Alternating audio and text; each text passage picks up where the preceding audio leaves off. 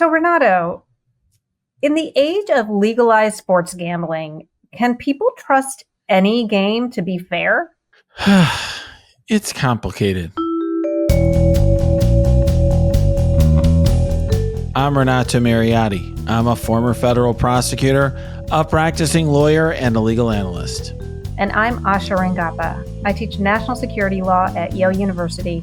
I'm a former FBI special agent, and I'm the author of the Freedom Academy Substack. And we're here to help you understand topics that can't be boiled down into a soundbite or a skeet. Wow. What we got, I think, some really interesting stuff to discuss this week that's a little different than the usual. There's a lot going on in the world, but we thought this would be a really important change of pace because there's some serious indictments that came out this week. Yeah. The NBA and the FBI, two great tastes that go great together. Well, you could, I don't know if you saw Kash Patel at the press conference announcing these, but he was, suggesting that these would be unpopular indictments. He was doing something brave here. I don't think so. I think that no one wants anyone to be, beaten up and cheated in a poker game. And no one wants NBA games to be rigged. And there sure were some of those things that were going on in these indictments. And so maybe we should we'll break those down a little bit. Yeah, let's break it down. And I immediately thought of you when these came down because, you and I have these back and forth about sports. And I know that you're a big NBA fan. So huge NBA fan. And, there's been some talk about these investigations for a little while, Asha, and they really cut to the integrity of the game. So, I think the one that really relates more to the integrity of the of the game is there's a sports betting scheme involved Terry Rozier, who's an active NBA player. By the way, an active NBA player who's made tens of millions of dollars throughout his career. It really makes you wonder how he got himself to a point where he owed, I think, $8 million in taxes and decided to undertake this scheme to make a little extra money, which is pretty crazy. But essentially, basically, the conspirators had a network of straw bettors that they used to place wagers on NBA games. And what I think is interesting about this, and for some of our listeners, it might sound like insider trading. Essentially, what they were doing is they were having players like Rozier leak information to them that the public didn't know, so that they could place bets and essentially cheat the gaming providers, whatever it was, DraftKings or FanDuel or whomever it was, out of the winnings, because obviously the odds are based on publicly available information. And perhaps the most egregious case here was Terry Rozier letting everyone know in advance, and doing this even via text message, not a good idea, that he was going to exit a game early with basically a fake injury. And so that this way they could bet the under on the over-unders. What that means is that people bet not just on whether a particular team wins a game, but they can bet on a particular player. If they average 20 points per game, you could bet, for example, on whether they'll be over or under that for a game. So people could safely bet the unders because he essentially he faked an injury and left early on in the game. And that cheated the gaming operators. So do you gamble? I do not. Actually, I should take that back. I have played poker tournaments before. Okay, we're going to get to the poker in a second. Yes, we are. So I know a lot about poker tournaments, but those not illicit poker tournaments. Does that make sense? So yeah. I am asking because this phenomenon that was being described in the indictment, of betting on an individual player's performance, which is, I think, called a prop bet. So you're not just basing it on the entire team's performance, but just on the individual player, it strikes me as that really creates a perverse incentive structure that encourage. I wouldn't say encourage. I mean, I think, obviously we hope that players have enough integrity to play, but it creates a huge temptation because it's totally then in the player's power to cash in if they want to be corrupt about it. Do you see what I'm saying? Like 100%. So I'm just, as someone who isn't that deep into sports, and I think about, I'm writing my book about complicity and how incentives shape people's decision making and things like that. And this does seem to create a very perverse incentive structure. That's right. To bring a term in from someplace else, you sometimes bring in terms. There's a term I do a lot of financial regulation work. There's a term called readily susceptible to manipulation. Is a market something that's easy to manipulate? And when you have a single player and you're betting on a single player, it's very easy to manipulate because that player can decide to alter his performance in a particular game or her performance in a particular game in order to impact an outcome.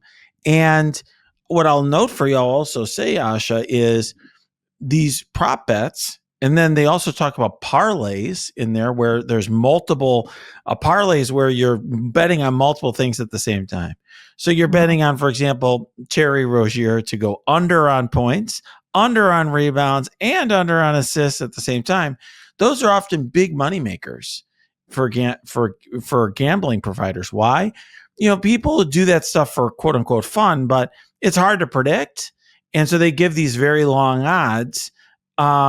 And essentially they're the sort of things that it gives, maybe people have fun rooting for all these things to happen. But of course, it's something that's easily manipulable if you're in league with the player or are the player effectively. Now, there was another scandal a while ago that I was reading about, and I'm just asking whether you're familiar. It was a point shaving scandal. So that was a ref. And right. Right now, that's very problematic as well. Yeah. The refs in NBA games in particular have a lot of latitude for certain types of calls. I'm not going to look. Committing crimes is never justified. Okay, it's not justified. But I think it's more understandable when the person's a ref making that kind of money versus Mr. Rozier making tens of millions of dollars. It's more, they're almost. You would think the league has to police that even more closely because refs aren't paid that sort of that exorbitant amount of money. There's less risk in a certain regard. But yes, there was a ref, Tim Donaghy, I think his name was, something like that, who ended up, it was a huge scandal. He was shaving points and he was essentially in league with gamblers. But how do you police that, really? Like I said, when you create these perverse incentive structures, and we can get to kind of the investigation and what we think was happening behind the scenes here. But the idea is you expect that players want to win.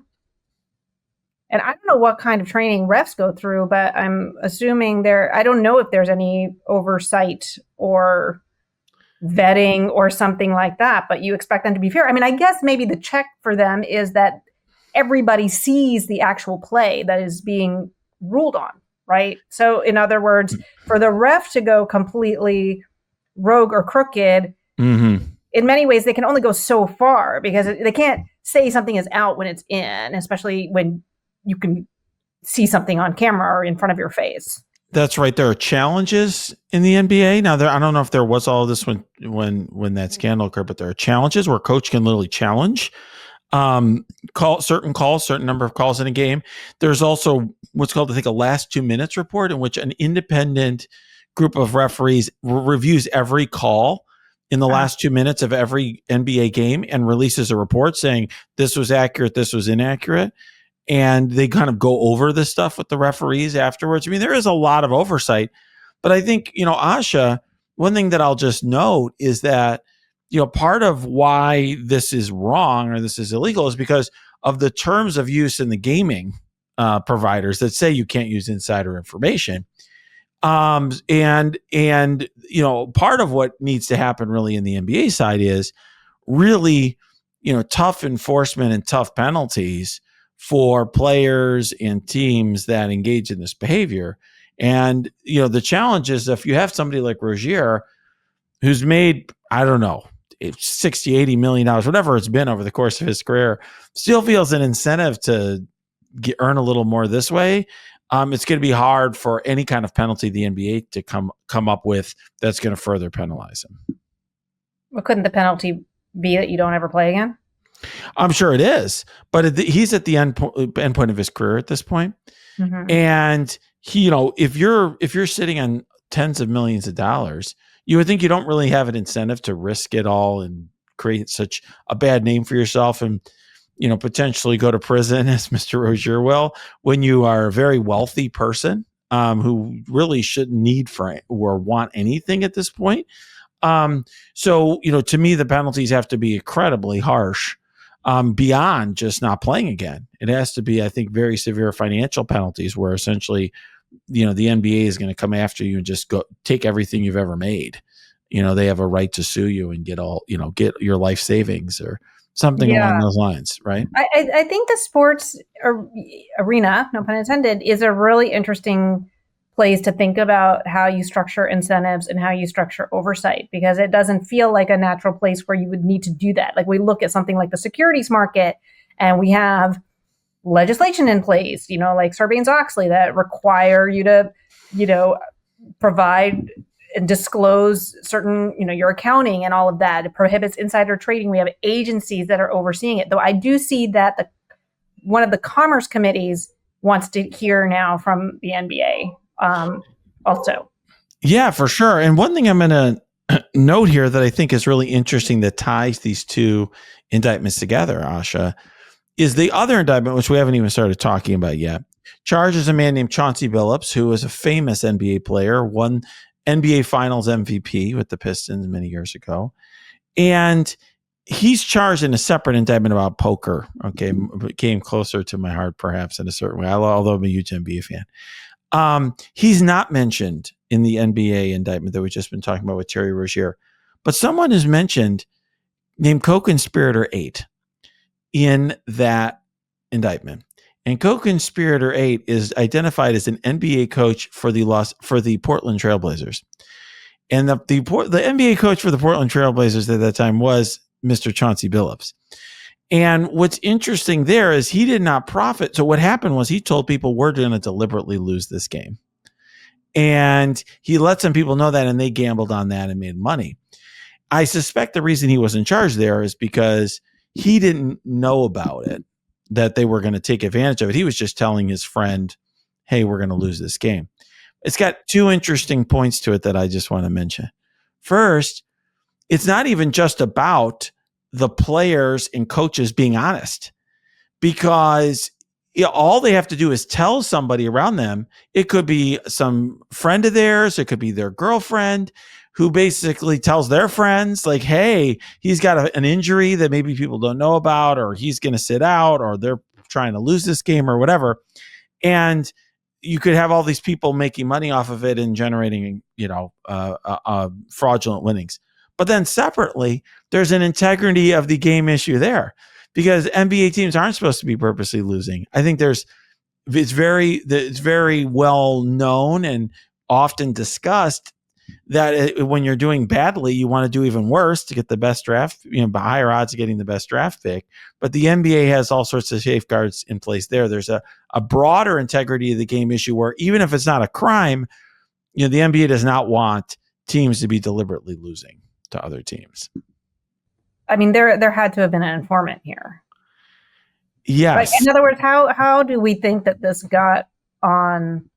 Because they have a lot, both for both of these. So let's talk about the poker one real quick, and then we can talk about how this would have been investigated. Because I have a good idea how this got investigated. Do you think it's related, or do you want to? Well, let's just talk about it, because here's what I actually think happened, Ash. I'm actually pretty positive I know, which is as soon as people bet and made a lot of money on Terry Rozier unders, that set like alarm bells at the sports betting operations, and they notified law enforcement.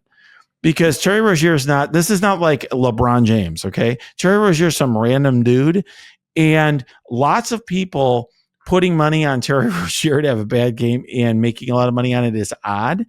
It's sort of like in what often happens, Asha, in the insider trading context. I was just about to say, when you were talking about protecting the integrity, I was going to say, in the securities context, we know that when you have like these unusual trades that suddenly make a lot of money, that there's a way to alert that. But I didn't think about how the sports betting places, which are the ones that lose here, would be doing this. And I bet you $1 million that no pun intended, that this kind of could be a good use of AI, probably.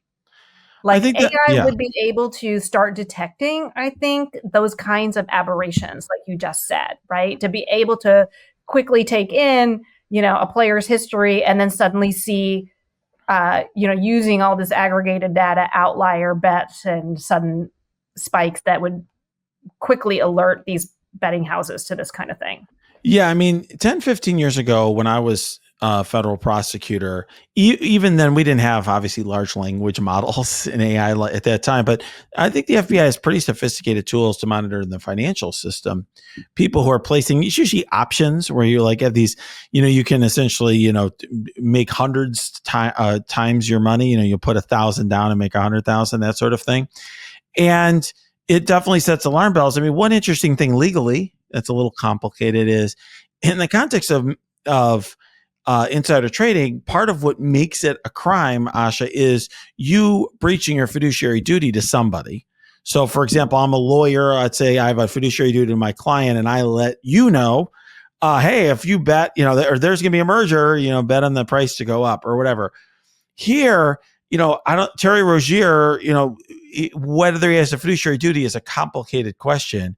But really what they're relying on, the way I read this indictment is, it's the terms of use for these betting sites make clear you cannot use non-public information. So it's all a fraud. They're trying to pawn this off as being based only on public information. That's how they're charging it. Yeah.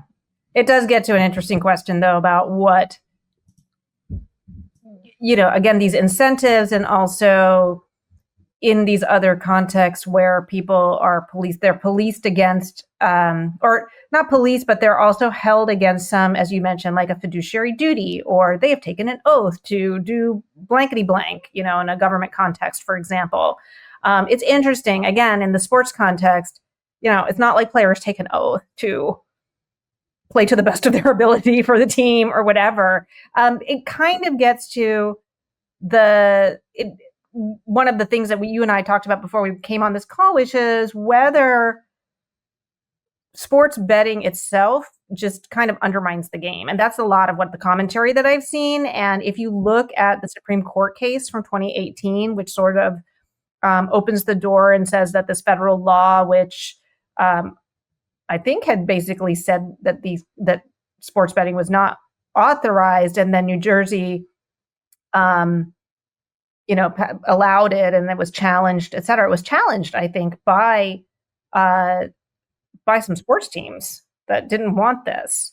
And I thought that was really interesting. But if you read the dissents in that case, it's really, the dissents are basically saying that the purpose here is essentially to prevent the corruption of something. I think they call it, it says it's wholesome. It feared that widespread sports gambling would threaten to change the nature of sporting events from wholesome entertainment for all ages to devices for gambling.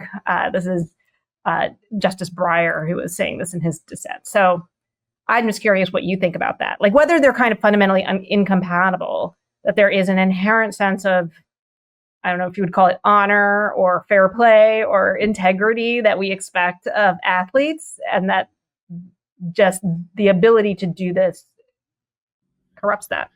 Yeah, it's a really interesting question, Asha. I think that a couple things. I mean, first of all, just to make sure that our listeners understand that Supreme Court decision in 2018, that was a federal law that said that states cannot allow there to be sports gaming, essentially. And the issue there with the law was like, hey, they're not criminalizing. It wasn't like something where federal government was criminalizing sports gaming, but it was telling the states what to do. And traditionally, the states have been the regulators, primary regulators of sports gaming from like the founding of the country of gambling, just of gambling of all sorts. And so that was the issue as a federalism thing, which you could find ironic or not, but that was a 2018 decision with Alito in the majority writing that opinion. But I think to get to your point, I do think we expect there to be integrity in sporting events. And an example that comes to mind, Asha, was, of course, the famous Pete Rose betting scandal, right? Where the commissioner of baseball found that by betting on baseball and betting on his own team, even if he was betting on his team to win, it was kind of undermining the confidence and the integrity in the game. I think I will say that we're kind of, the cat is out of the bag. It can't be put back in. In other words, sports gaming is legal in most states, not all. Okay, California and Texas, most notably, it's not. Those are two pretty big states. But it is very popular. And the sports leagues have deals with certain gaming operators like and are advertising this and all over the place. And it appears that fans like this stuff. I don't really do it, but I know a lot of people who do and really love it. It's sort of seeped into sports, ESPN, and all sorts of sports coverage as well. It's just very focused on that element of the game. And I just don't see us realistically going back from that at this point. So let's talk about the poker.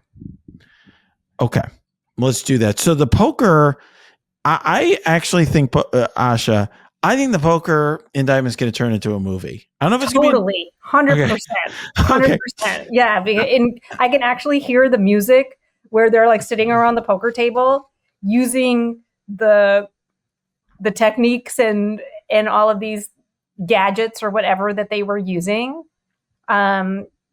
You can describe it in more detail, but they involve things like the shuffling things that were automatically reading the cards, special contact lenses to read the backs of cards, X-ray tables that could read like cards that were face down on the table. It sounds like kind of James Bond meets La Cosa Nostra.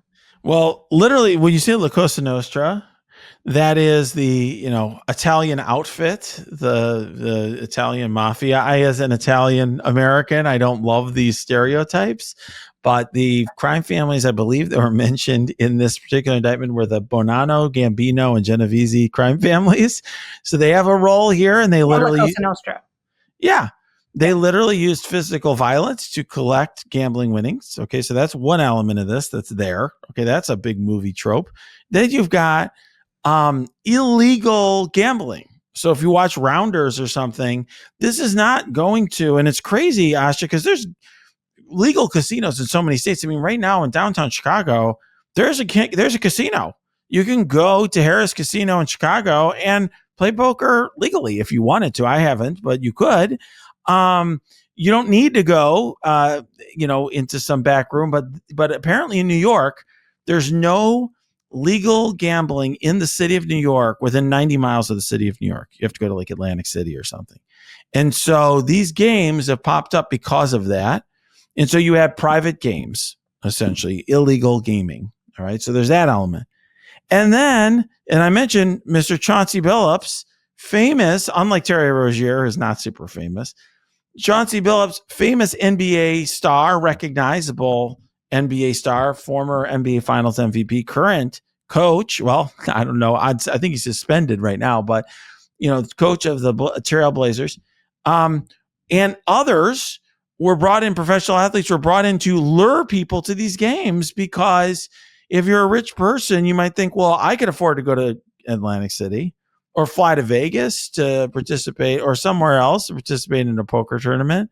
Why would I want to play your game in some random basement? And the answer is because you get to play poker against Chauncey Billups, which sounds really cool. And they were called face cards, which I thought was amazing. Right? That's going to be the name of the movie someday. Face cards. Face cards, yes. Yeah. So It's they a were very in on sexy it. indictment. It's a pretty sexy indictment. So it is going, and just to be clear, they were in on it. The face cards were not there. The reason Chauncey Billups was indicted is it wasn't just that he was there and he was brought in to lure people. He wouldn't have been indicted if that's all it was. Like, here's 10K, come play poker with some guys and have fun. But what happened was he was actually in on it. And in fact, the face cards would be getting these signals in the manner that you talked about.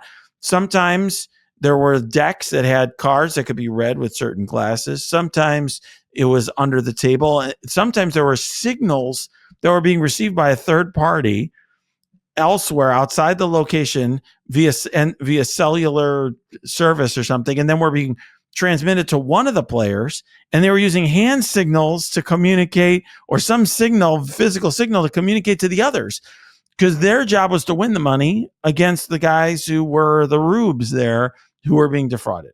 Right. So the technology was allowing the machines to read all the cards in the deck. And then the cards were dealt in a particular order to the players at the table. So the machines could figure out which player had the winning hand. And that was sort of the insider knowledge that was communicated through all of these signals. And I guess it said that they transmitted the information via cell phone back to one of the members. So I guess they're checking their text or something. But anyway, everybody except for the unwitting victims know who has a winning hand. So then they can kind of plan their moves from there accordingly so that they all, place their bets.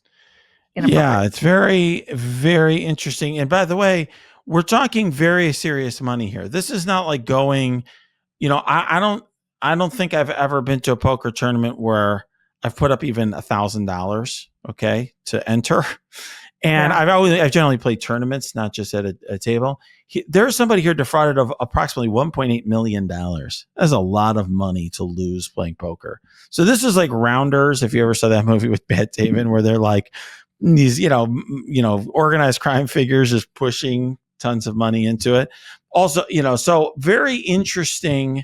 I would say a very interesting indictment, and remarkable in that we also have, it's 34 defendants.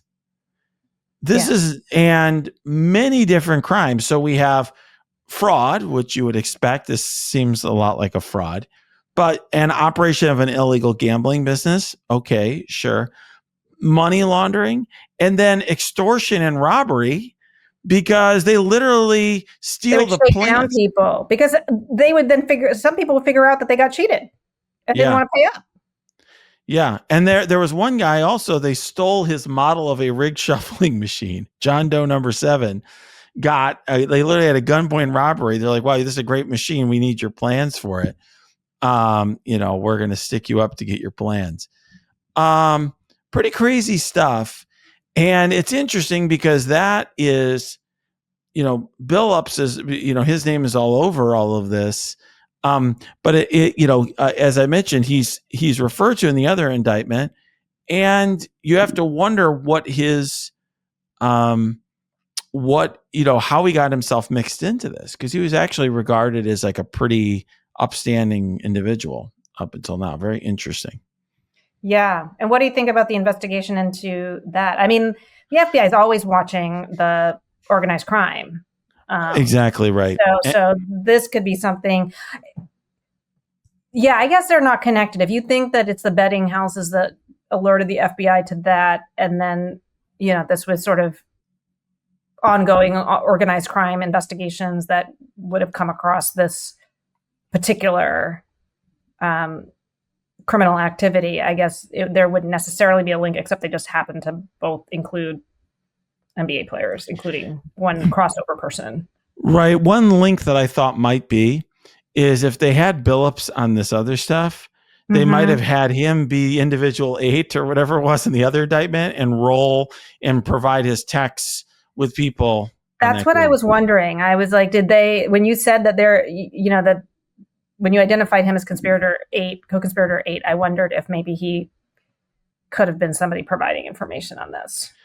Yeah, and then you have to wonder, is he going to take a deal? I mean, if you're Chauncey Billups, you're probably, if you're just the guy, you could, depending on what sort of deal you get with the government, you could certainly go to a judge and say, like, look, I thought I was just, I don't know. It's tough because I think they've charged him with defrauding. He was part of the fraud. So he's going to have to say that he was cheating people out of their money. Well, and he has to testify against members of these crime families.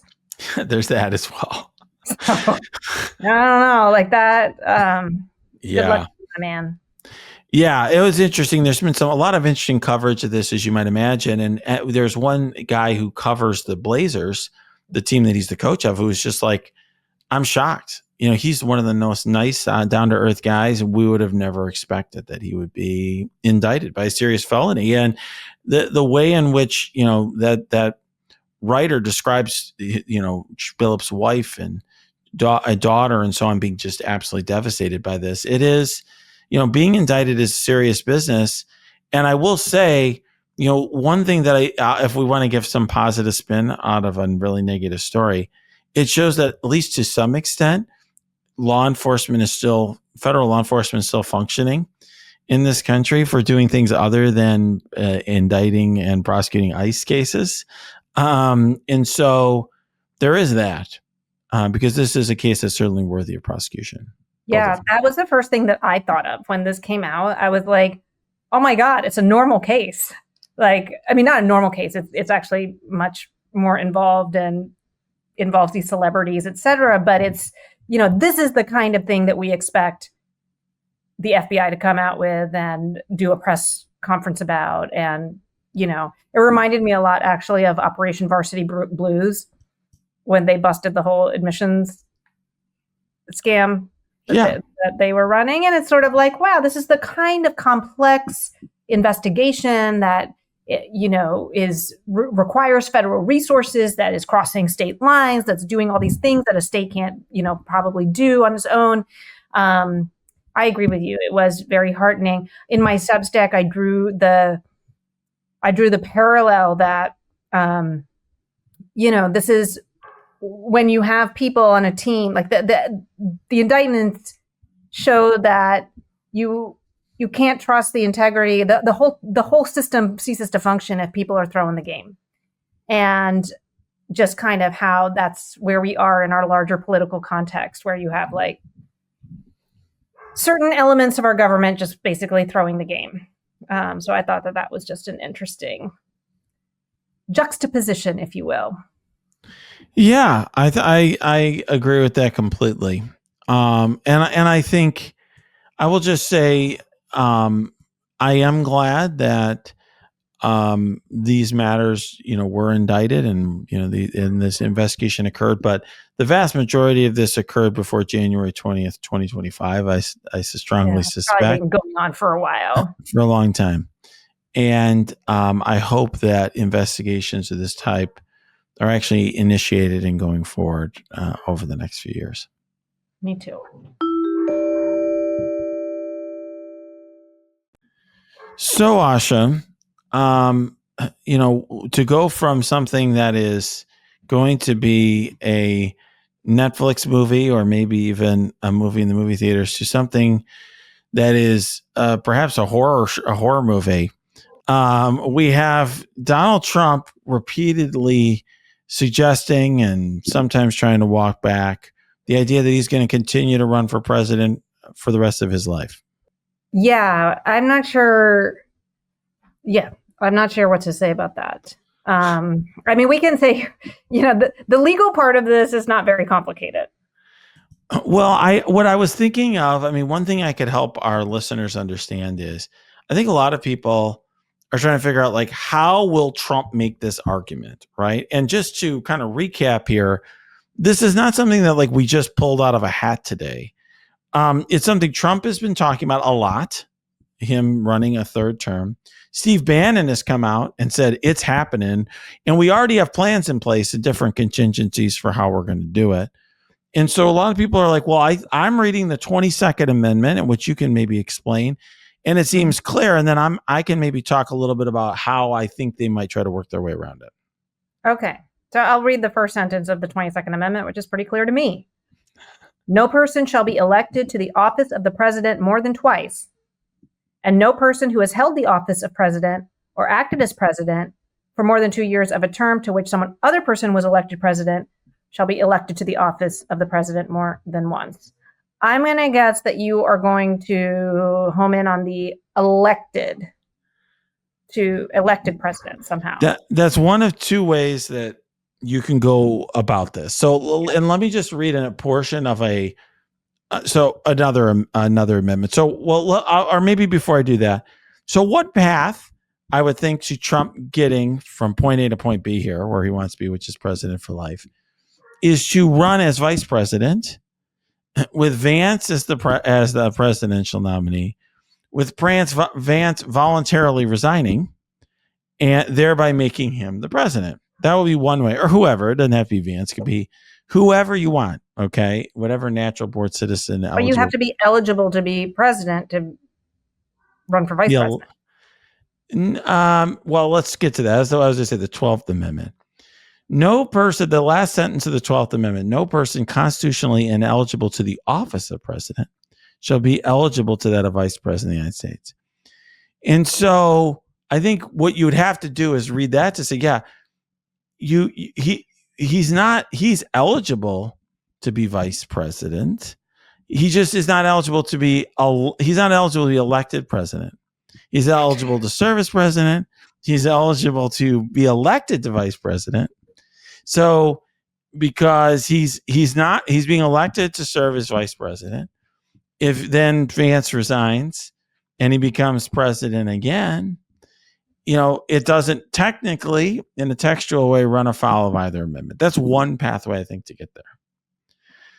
And you can see why, right? I mean, the language of, you could see how they're going to squint and get there. Well, you would be limiting the eligibility to only the qualifications clause as originally written for the Constitution, and then basically reading out that the 22nd Amendment essentially augments the qualification clause. You would have to say that the 22nd Amendment's only about elections. It is nothing about service. Okay. So you'd have to be really dishonest. I didn't say these were good arguments. I'm just telling you these are go ahead. the Second path. So the first path is definitely one that guy. But I should note that reporters have asked Trump about that, and he said he could do that, but it would be too cute. And also, yes. I think we know that his ego is too big. He would never run as a number 2 on a ticket. I think that's right. Mm-hmm. So then we have the built-in prophylactic. Yes. Then we have path 2. Okay. Which I think was kind of bizarre. I don't think it's also very cute, but it would involve states rescinding their ratification of the 22nd Amendment. And you may say, how could that be? I don't think that is possible, but it's the sort of, and obviously because we have a mechanism for getting rid of amendments, which is another amendment. We've done it once before with prohibition, but no state has ever tried to rescind their ratification. But one could imagine a series of red states doing that in order to get Trump elected president. That's not a thing. I understand. I don't think that's a thing, because otherwise, then why wouldn't you have repealed the 18th Amendment by just states saying we unratify it? You actually had to, the 18th Amendment, which implemented prohibition. Am I right? Yes. Yes. It's 18 and 21, right? Yes. And yeah, I always remember that because it's like the ages that changed for drinking. That's how I remember that. Wow. But the 18th Amendment, which instituted prohibition, which had to be repealed by the 21st Amendment. If you could simply unratify, and I think it goes to the bigger issue of our Constitution, which is it's supposed to be very hard to amend. It's to create some stability, right? Much to our, I mean, I guess then what can states just unratify the Bill of Rights? Well, that's what I was going to go to I mean, next. I was waiting it for you to becomes finish, absurd. but I was going to say, you Okay, can okay. imagine a group of blue states being like, Finish. we don't like the Second Amendment. Yeah. We're going to unratify the Second Amendment because we don't like the Second Amendment or whatever, right? So you could imagine that being the case. And then to me, it really goes to why we fought a civil war. Because if you take that to a logical extreme, a state could be like, you know what? Forget this Constitution. I'm on ratifying the Constitution. We Right. don't choose to be a part of it, right? So it's really what the Civil War resolved in this country, which is you're in or you're out, and once you're in, you're kind of in. So pretty much in. So that's sort of what the Civil War resolved. So I think that this is Trump talking out of his ass. It does worry me a little bit that Bannon claims to have some sort of plan, because they also had their plan for January 6th, which is some kooky legal thing that they probably have cooked up somewhere. So who knows what that is and whether it will involve violence or whatever. It probably will. But I also think that most of what is driving this is that Trump cannot be not center stage. And the way that our political cycle works, that in a normal world, the Republican Party, I think starting pretty much early next year, would already begin starting to think about who's going to be the next, nominee, etc. I don't think Trump can actually handle that. I don't think his ego can handle it. And I think for him, and I think then it also that invites people to act as though he's a lame duck president whose power is limited. They just need to wait him out. And I think it's interesting that there are already some members of Congress who are acting that way. I mean, I've actually been pretty shocked that Marjorie Taylor Greene has been so willing to be outspoken about the government shutdown, about healthcare subsidies and things like that. I'm not necessarily a fan, but she has been one of his biggest sycophants. And you see her, being willing to do it. Apparently, Mike Johnson has had a talk with Trump that, that it's just not possible. So shockingly, like, he's willing to push back a little bit on that. I think the Republican Party wants to be done with him too. So I don't know. What worries me is that, these people who plotted January 6th, the inner circle, are now very much his inner circle and in positions of power at this time. And so, and we already know that Trump will not give up power very easily. So I don't think this is a question of a legal path. I think it's cobbling together maybe some kooky legal veneer like they tried to do for January 6th, but perhaps with something more sinister. I don't know. Yeah, I mean, I think separately, if you want to think about something kind of somewhat similar in a certain way, is I don't really think 3 years ago presidential immunity was a thing. I mean, I don't think this idea that when you were president, it created like a special rule of evidence that nothing you did could ever be used at a trial of anyone. That was a certain presidential act, and then you were essentially immune for all these things you did in office. So I think, part of why I'm laying out where I think they're going to go is not because I think they hold up to serious scrutiny, but if people are trying to understand, well, how will Sam Alito want to think about this? Like, that's a way that could potentially occur. And that's sort of how could you create birthright citizenship? Right. I think that's yeah. Yeah, Kim Chappelli, who's a professor at Princeton, I think I've mentioned her before. She calls this the counter constitution.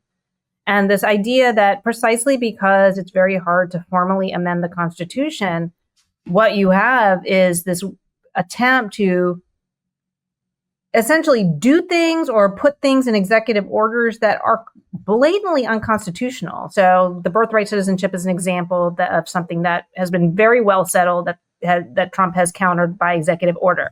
Other things like him commandeering Congress's power of the purse, or paying trying to pay the military using private donors and turning them into his private mercenaries. He's just doing it with kind of like a who's going to stop me.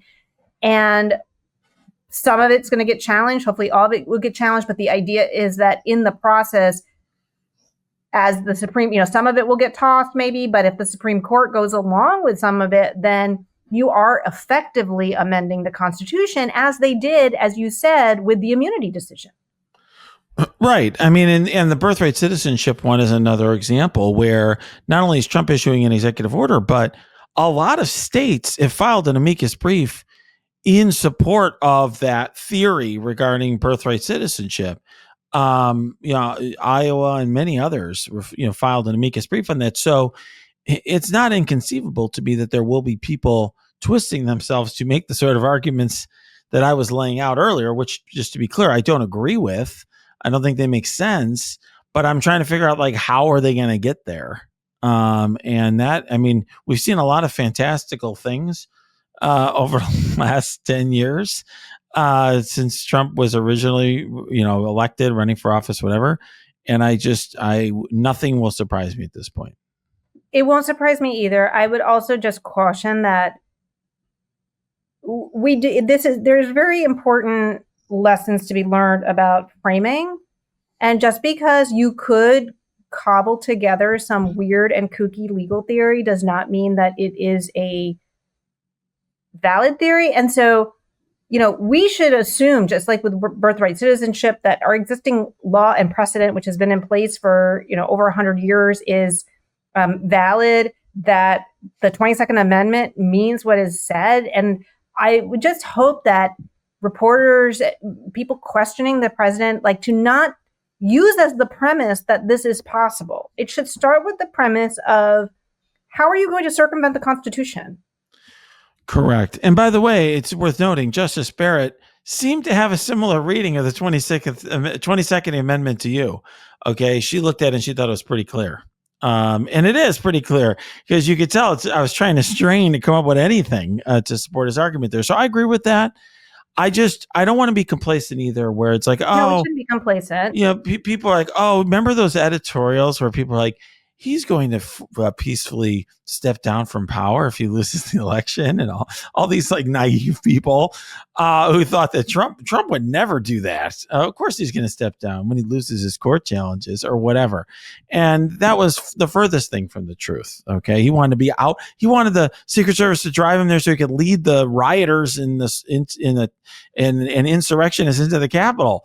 So I would put nothing past that guy at this point. So, similar scheme. I think we're in a tough place because we have to push back and not treat things as a fait accompli and kind of give power away. But we also, as you said, just have to be vigilant that they are willing to hang on to power at all costs. Yeah. Their willingness to circumvent the Constitution knows no bounds.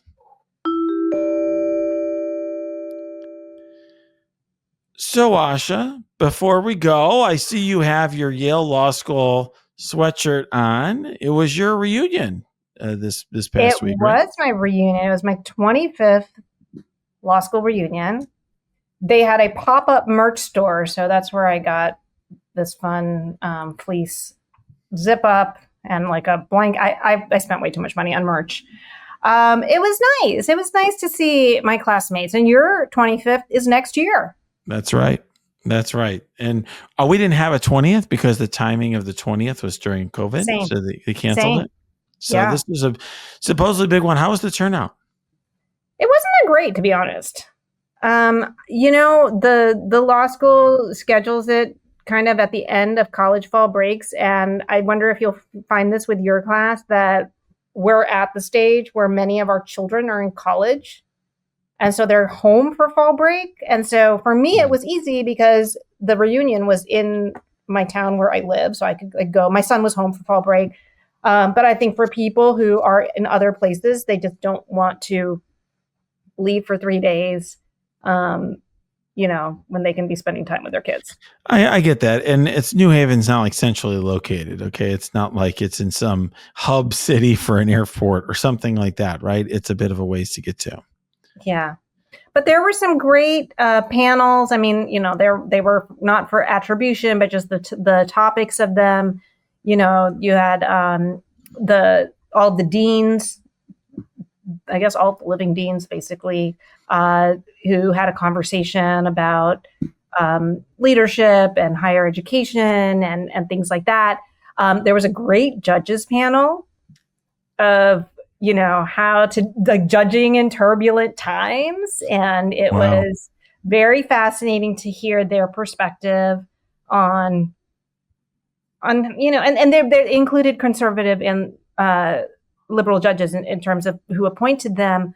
But I felt very heartened that they all talked about how seriously they take their jobs and impartiality, and so that was a great one. And then also there was one on the rule of law and the role of lawyers. So, it's an interesting time to be around, people we went to law school with. When we were being trained as lawyers, we were facing a lot of, the challenges weren't, I don't know if you remember. I mean, our professional responsibility training was not that great, to be honest, but it's sort of non-existent. But, we weren't in the same place as we are now. And I think law schools especially have a much bigger responsibility to society and to our democracy than I think they ever have before. Yeah. I mean, when I graduated, Bush versus Gore occurred during our last year of law school. Mm-hmm. And that seemed like the biggest thing. I mean, it was a constitutional crisis and so on. And what we're dealing with now makes that pale in comparison. So, yeah, I'm excited for next year. I mean, I think it's really, as you get further out, it's better to see people. It's more interesting. They've lived more of their lives, and it's interesting to see what's happened to folks. But in these times, I think a lot of the conversation is going to be about what's happening in the country and not what's happening in our homes. Can't get your fill of Legal AF? Me neither. That's why we formed the Legal AF Substack. Every time we mention something in a hot take, whether it's a court filing or a oral argument, come over to the Substack. You'll find the court filing and the oral argument there, including a daily roundup that I do called, wait for it, Morning AF. What else? All the other contributors from Legal AF are there as well. We got some new reporting. We got